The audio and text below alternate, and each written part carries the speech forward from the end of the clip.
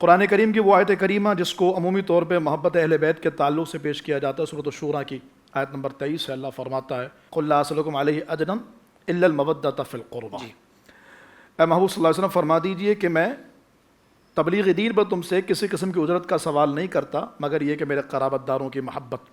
اچھا، اس میں دو تین باتیں اس آیت کریمہ کے تعلق سے ہیں۔ پہلی تو یہ ہے کہ اللہ کا نبی تو ویسے ہی کوئی اجرت نہیں لیتا۔ 19ویں سپارے میں آپ دیکھیں تو اللہ تعالیٰ نے بار بار اپنے نبی کے، اپنے انبیاء کرام کے اس قول کا ذکر وَمَا أَسْأَلُكُمْ عَلَيْهِ مِنْ أَجْرٍ وَمَا أَسْأَلُكُمْ عَلَيْهِ مِنْ أَجْرٍ إِنْ أَجْرِيَ إِلَّا عَلَى رَبِّ الْعَالَمِينَ، کہ تم سے اس تبلیغ دین پہ کوئی اجر نہیں مانگتا، اجر تو اللہ تعالیٰ کے ذمہ کرم پر ہے، وہ دے گا۔ تو پھر حضور نے ایک طرف فرمایا کہ میں تم سے تبلیغ دین پر کوئی اجر نہیں لیتا لیکن گھر والوں کی محبت۔ پھر مفسرین نے اس پر بڑا کلام کیا۔ یہ صرف اس تعلق سے بیان کرنا ہو سکتا ہے کسی کے ذہن میں اشکال آئے، کوئی غور کرے کہ رسول اللہ صلی اللہ علیہ وسلم تو ایک مقام پہ خود بھی کہہ رہے ہیں ما اسألکم علیہ من اجر وما انا من المتکلفین۔ سرکار فرماتے ہیں میں تم سے اس بات پر، یعنی تبلیغ دین پر کوئی اجر نہیں لیتا، کسی طرح کا کوئی معاوضہ نہیں لیتا، اور میں بناوٹی بھی نہیں ہوں۔ جو میں نے کام کیا وہ رب کی رضا کے لیے کیا، اور جہاں بجا رسول اللہ صلی اللہ علیہ وسلم نے اس کا پیغام دیا۔ تو پھر یہاں پر یہ فرمانے کا مطلب کیا کہ میں کوئی اجر نہیں مانگتا سوائے اس کے کہ میرے گھر والوں سے پیار کیا جائے۔ تو قبلہ اکابرین نے اور مفسرین نے، علامہ اسماعیل نبہانی رحمہ اللہ سمیت، فرماتے ہیں کہ یہاں پر جو استثناء ہے اللہ کے ذریعے، استثناء منقطع ہے، یعنی سرکار علیہ السلام نے وہاں فرما دیا میں کوئی اجر نہیں لیتا، اور پھر یہ دوسرا حکم دیا، فرمایا جب تم مجھے مانتے ہو کہ میں اتنے بڑے کام پہ کوئی اجر نہیں لیتا تو میرا حکم بھی مانو گے، اب میرا حکم یہ ہے کہ میرے گھر والوں سے پیار کرو۔ واہ واہ واہ، یہ دو الگ الگ باتیں، استثناء منقطع ہیں، یہ عام عربی گرامر سمجھنے والے جانتے ہیں بآسانی۔ اچھا، پھر اس میں دوسری بات یہ ہے کہ لفظ مودت، اس پر بڑا کلام کیا گیا ہے کہ رسول اللہ صلی اللہ علیہ وسلم نے محبت نہیں فرمایا، حالانکہ قرآن میں لفظ محبت بھی آیا، القیت علیک محبۃ منی، لفظ محبت بھی آیا ہے، لیکن اللہ کے حبیب علیہ السلام نے مودت کا فرمایا، اور پھر آگے حدیثوں میں بھی مودت فرمایا۔ تو اس مودت کے کہنے کی وجہ کیا ہے؟ اکابرین نے فرمایا دراصل اس محبت کی وجہ یہ ہے کہ محبت جو ہوتی ہے نا، یہ عارضی طور پر ہوتی ہے، کبھی گھٹتی ہے کبھی بڑھتی ہے، محبت میں کمی بیشی ہوتی رہتی ہے، بلکہ بعضوں نے یہاں تک کہا محبت جو ہے نا وہ مفاد کے لیے ہوتی ہے، اب چاہے وہ کوئی سا ہی مفاد ہو، اگر مفاد ہوگا تو محبت رہے گی، اور مفاد بڑھتا چلا جائے گا محبت بڑھتی چلی جائے گی، لیکن اگر مفاد ختم ہو گیا اور مفاد باقی نہیں رہا تو محبت ختم ہو جائے گی۔ لیکن مودت وہ چیز ہے کہ جو ہر حال میں قائم رہے گی، یہ کسی صورت میں ختم نہیں ہوتی، ہر حال میں قائم رہے۔ محبوب کی طرف سے تکلیفیں ملیں تو بھی محبت بڑھتی جاتی ہے، واہ واہ واہ، اور محبوب کی طرف سے نعمتیں، انعامات اور فضل و کرم ہو تو پھر بھی محبت بڑھتی چلی جاتی ہے، یعنی مشکلات میں، مصائب و آلام میں جو پیچھے نہ ہٹے، اور ہر حال میں وہ کہا کہ اللہ کے حبیب علیہ السلام سے محبت کا اظہار ایسے ہو کہ بندہ خوشی میں بھی ان کی تعریف کر رہا ہے، غم میں بھی ان کی تعریف کر رہا ہے، تو محبت کا یہ معیار ہے۔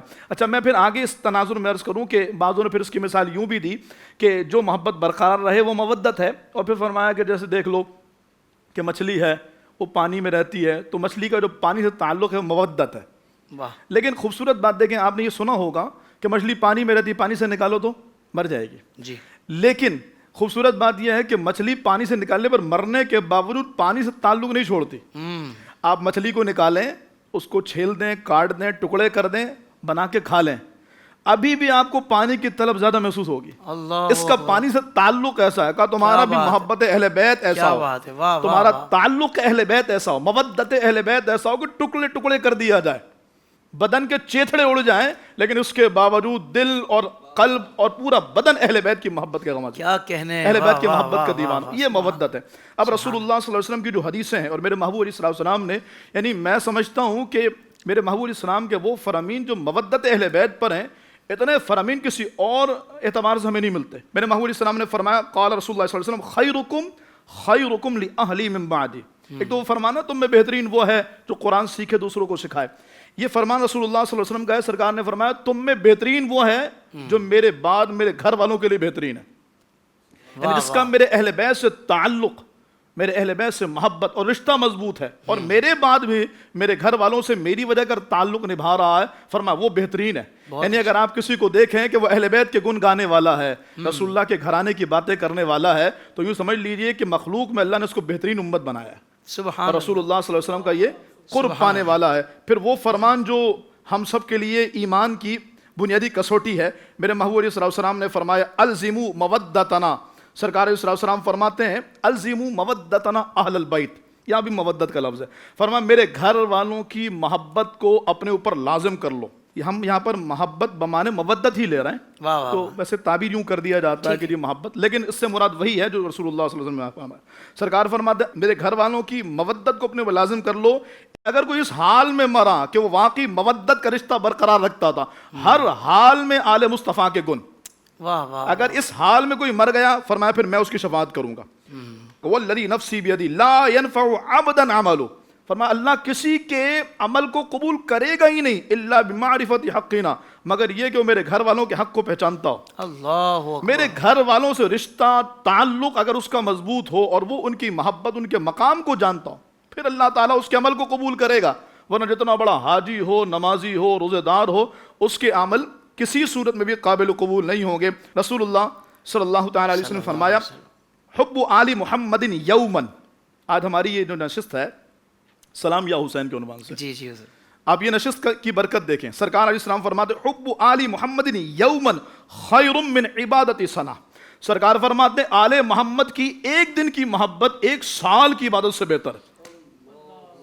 یعنی آج یہ نشست دیکھنے والے، سننے والے، اس میں شرکت کرنے والے، یہ صرف ذکر اہل بیت نہیں ہے، یہ ایک سال کی عبادت، اور وہ عبادت جس کی مقبولیت کی سند بارگاہ مصطفیٰ سے مل رہی ہے. اللہ خیر من عبادتی سنا. سرکار فرماتے ہیں کہ ایک سال کی عبادت سے بہتر ہے ومن مات علیہ دخل الجنہ. یعنی میں کہوں کہ اگر اس ذکر اہل بیت کرتے کرتے یا کر کے جاتے ہوئے اگر ہماری موت آ گئی، تقدیر میں لکھا تھا، سرکار فرماتے ہیں اگر اسی حال میں مر گئے جنت میں جائے گا. سبحان اللہ. محبت اہل بیت جنت میں جانے کی ضامن ہے، اور جو اس حال میں مرے گا اللہ اسے جنت عطا فرمائے گا. واہ واہ. پھر میرے محبوب علیہ السلام نے دنیا کی کسوٹی ارشاد فرمائی.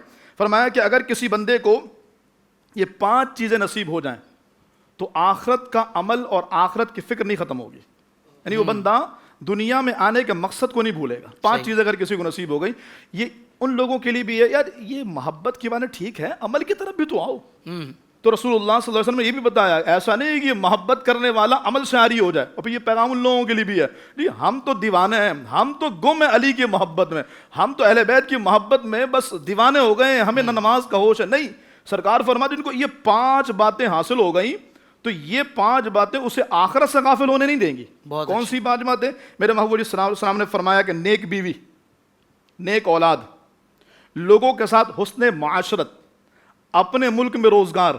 اچھا یہ بھی ہے. یہ بھی سرکار علیہ السلام نے فرمایا. اور 5ویں نمبر میں محمود نے فرمایا اور آل محمد کی محبت، اللہ نبی کی آل کی محبت. جس کو یہ مل گیا فرمایا اس کی وجہ کر اللہ تعالیٰ اسے آخرت سے غافل ہونے نہیں دے گا. اب آپ جانتے ہیں ماشاءاللہ آپ تو علماء کرام کے ساتھ پروگرام کرتے رہتے ہیں، اور ماشاءاللہ خود آپ کا فہم بھی اتنا ہے کہ ان میں سے ایک ایک بات پر گفتگو ہو سکتی ہے اور گھنٹوں گفتگو ہو سکتی ہے. حضور نے کیوں فرمایا آخرت سے غافل نہیں ہو پائے گا. نیک بیوی، نیک اولاد، حسن معاشرت، اپنے ملک میں روزگار، اور پھر آخر میں رسول اللہ صلی اللہ علیہ وسلم نے آل محمد کی محبت بیان فرمایا. بس ایک حدیث باتیں بہت ساری ہیں اور ایسی چاشنی ہے اس میں علامہ صاحب، ایسی حلاوت ہے، ایسا لگتا ہے کہ ان کا نام لبوں پر آئے میٹھا میٹھا منہ ہو جائے. ایسا ذکر اہل بیت کرتے جاؤ اور محبت اہل بیت میں گم ہوتے چلے جاؤ. چنانچہ عبداللہ ابن عمر بیان کرتے ہیں کہ آخری چیز جو میرے محبوب علیہ السلام نے ارشاد فرمائی، یعنی دنیا سے جا رہے ہیں اور امت کو پورا پیمانہ اور معیار دے کر کے جا رہے ہیں. ویسے وہ دوسری حدیث پاک بھی انا تارک فیکم الثقلین بھی ہے، لیکن مشہور حدیث پاک ہے، میں یہ حدیث پاک بیان کروں. پر میں آخری چیز جو رسول اللہ صلی اللہ علیہ وسلم نے ارشاد فرمائی وہ یہ تھی کہ مجھے میرے اہل بیت میں تلاش کرو. اللہ اکبر. اگر میری محبت، میری الفت، میرا تعلق اور مجھ سے لگاؤ ہے تو نبی کے بچوں کے چہرے کو تکا کرو. چہرے مصطفیٰ کی جھلک اس میں نظر آتی ہے. اللہ، یہ وہی بات ہے جس کو حضور نے فرمایا کہ میرے اہل بیت میں مجھے تلاش کرو. اور آج یقیناً یہ ہمارا ذکر اہل بیت کرنا دراصل اسی تعلق مصطفیٰ کے سبب ہے کہ ہر ایک کو جو فضیلت ملی وہ حضور کے قدموں کے صدقے ملی ہے. اور آج ہم ذکر اہل بیت کر کے دراصل قدمین مصطفیٰ تک پہنچنے کی یہ کوشش کر رہے ہیں. اللہ قبول فرمائے. کیا کہنے شاہ صاحب، کیا کہنے. سبحان اللہ. بالخصوص آپ نے جب قرآن اور حدیث پاک کے تعلق سے آپ نے محبت اہل بیت کا ذکر کیا تو میں سوچ رہا ہوں کہ اللہ اس کے رسول کو یہ ان کا ذکر، ان کی محبت ہمارے لیے اتنی محبوب ہے تو جو اب بغض کرنے والے ہوں گے ان کا کیا ہوگا. اللہ، یعنی وہ کتنا اللہ کے محبوب کا دل دکھاتے ہوں گے، اللہ کو ناراض کرنے کے لیے، خود اپنی آخرت کو خراب کرنے کے لیے کر رہے ہوں گے.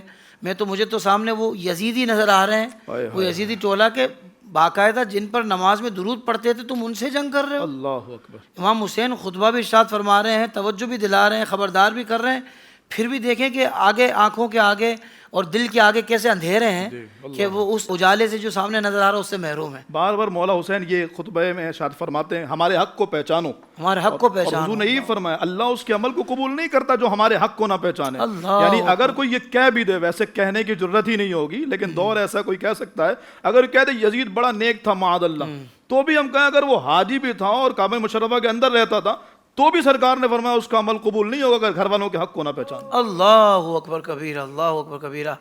بڑی کمال گفتگو قبلہ شاہ صاحب نے فرمائی ہے. زندگی کے تمام شعبوں میں دینی رہنمائی حاصل کرنے اور آخرت کو بہتر کرنے کے لیے ہمارے YouTube channel Islamic digital studio کو سبسکرائب کر لیں اور بیل آئیکن بھی پریس کر لیں. قرآن سے بھی ملا تھا